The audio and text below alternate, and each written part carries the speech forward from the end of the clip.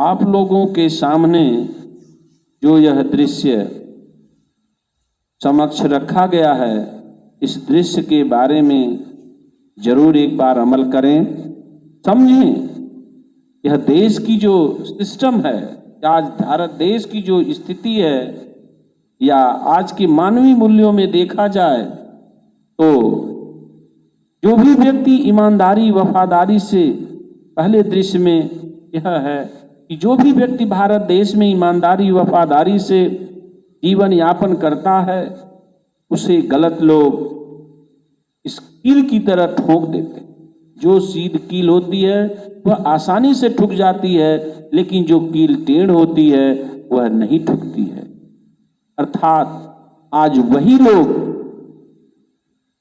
इस भारत देश में, वही लोग सही से या किसी का उस पर दबाव नहीं बन पाता है जो लोग टेढ़ होते हैं, असम्यक होते हैं, विषमतावादी होते हैं, वह लोग बच जाते हैं। लेकिन भारत एक ऐसा देश है जहां पर समझदार और विद्वान व्यक्ति इसी सीधी कील की तरह ठोक दिए जाते हैं, खत्म कर दिए जाते हैं। इसलिए कहा गया है कि भारत एक ऐसा देश है जहां पर योग्य व्यक्ति की योग्यता ही उसके जान की दुश्मन है। यह दृश्य यह प्रदर्शित करता है कि योग्य व्यक्ति की योग्यता यहाँ भारत में उसको बढ़ावा नहीं मिलता, उसको सुविधा नहीं मिलती। पढ़े लिखे लोग, विद्वान जो टैलेंटेड लोग हैं, उन्हें कोई भी सुविधा नहीं दी जाती, और जो टेढ़े लोग होते हैं वह उनको हर सुविधा दी जाती है, उसको कोई भी किसी भी तरह से उन पर कोई वार नहीं कर पाता। इसी कील से यह परिदृश्य सामने आता है, और ऐसा ही मानव जीवन में देखा जा रहा है कि जो लोग ईमानदार हैं, वफादार हैं, देश के प्रति समर्पित हैं, सरकारी सिस्टम में भी काम कर रहे हैं, उन्हीं लोगों को ज्यादा प्रेस होना पड़ता है, उन्हीं को ज्यादा सताया जाता है। और जो काम नहीं करते हैं, जो खाली चमचागिरी चापलूसी करते हैं, वह किसी भी तरह से प्रताड़ित नहीं किए जाते हैं। इसी कारण हमारा देश का विकास नहीं, विनाश होता जा रहा है। जिस उद्देश्य की पूर्ति के लिए संविधान बना था वह पूर्ति नहीं हो पा रही है, क्योंकि सीधे लोगों को, ईमानदार वफादार सम्यक कलम के सिपाहियों की संख्या कम होती जा रही है। इसलिए सम्यक कलम के सिपाहियों से बचना होगा और सम्यक कलम का सिपाही बनना होगा, असम्यक कलम के सिपाहियों से बचना होगा। साथियों, जो दूसरा दृश्य है, यह वह दृश्य है कि डिवाइड एंड रूल, फूट डालो शासन करो। तो जानवर आपस में लड़ रहे हैं, दो जानवर एक ही तरह के आपस में लड़ रहे हैं, लेकिन दूसरा उसकी पीठ पर उसका खून चूस रहा, उसकी मेहनत की कमाई चूस रहा है, उसमें फूट डालकर। यही हाल हमारे देश में इस दृश्य से यह ज्ञान मिलता है कि SC ST OBC के लोग आपस में लड़ते हैं, और चालाक लोग इनकी हक अधिकार को छीन के खाते हैं, परंतु यह आपस में ही लड़ते रह जाते हैं और अपना हक अधिकार आपस में न बांट करके दुश्मन उनका हक अधिकार, उनका खून धीरे धीरे चूस लेता है। यह अमानवीय गुण रखने वाले लोग ही आपस में एक दूसरे को लड़ा देते, पर लड़ाने वाले से ज्यादा मूर्ख लड़ने वाले लोग होते।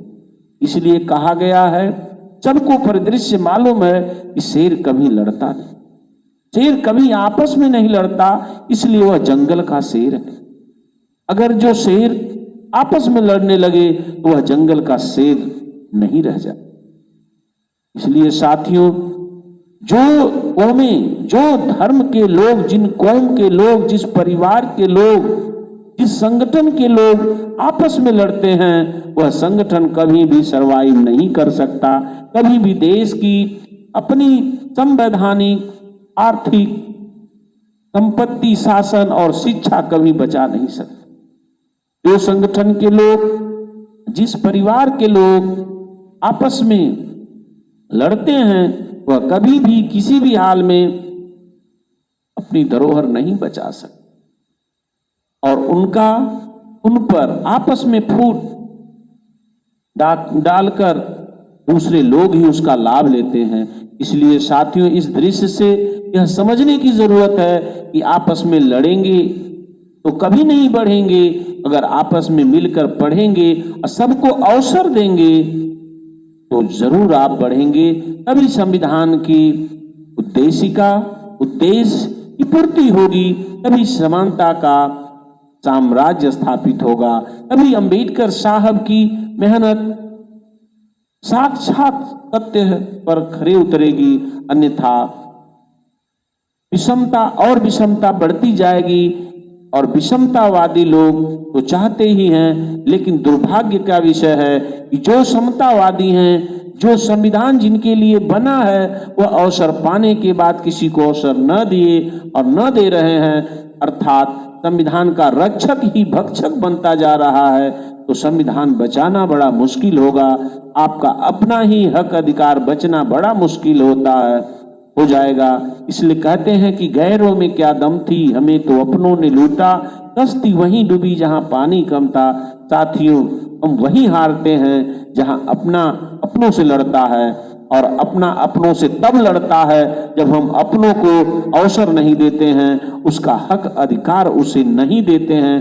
तभी वह अपना अपनों से लड़ता है, या तो अपनों का साथ छोड़ करके चला जाता है जब उसे हक अधिकार अवसर की समानता नहीं देते हैं। जो लोग अवसर की समानता नहीं देते हैं वह संविधान विरोधी हैं, और संविधान विरोधी के साथ साथ देशद्रोही, देश विरोधी हैं। इसलिए साथियों, आज जो तीसरा दृश्य है, यह तीसरा दृश्य ऐसा है कि लोग अपने स्वार्थ में इतना गिर गए हैं कि हमारे देश की जो मीडिया एक स्वतंत्र बॉडी है, और आज स्वतंत्र बॉडी होते हुए भी मीडिया आज जो भी सरकार आती है उसके तलवे चाहती, जो भी सरकार आती है उसकी हुई गलतियों को समाज में परिदृश्य नहीं देते हैं, बल्कि उन पर लीपापोती करते हैं। उनके अपने स्वार्थ में सिद्धि के लिए उनके तलवे चाहते हैं। आज ये हर जगह आपको मिलेगा कि जिसकी सरकार होती है उसी के पक्ष में मीडिया हो जाती है। अगर ऐसा चलता रहा तो देश में हो रहे अन्याय और अत्याचार कभी भी कम नहीं हो सकता। हर व्यक्ति का हक अधिकार नहीं उसे मिल सकता, और संविधान जिस उद्देश्य की पूर्ति के लिए बना है वह भी पूर्ति नहीं हो सकती। इसलिए साथियों, कभी भी मीडिया को किसी भी सरकार के तलवे नहीं चाटना चाहिए, बल्कि सही और गलत का निर्णय देने के लिए, समाज को दिखाने के लिए मीडिया ही ऐसी शक्ति है जिसे संवैधानिक अधिकार उन्हें स्वतंत्र रूप से मिला है, और वो किसी के दबाव में नहीं रह सकती।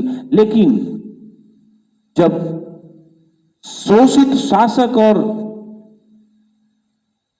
शोषक एक बैनर तले हो जाते हैं, तभी देश और संवैधानिक व्यवस्था डिसमिस होती है।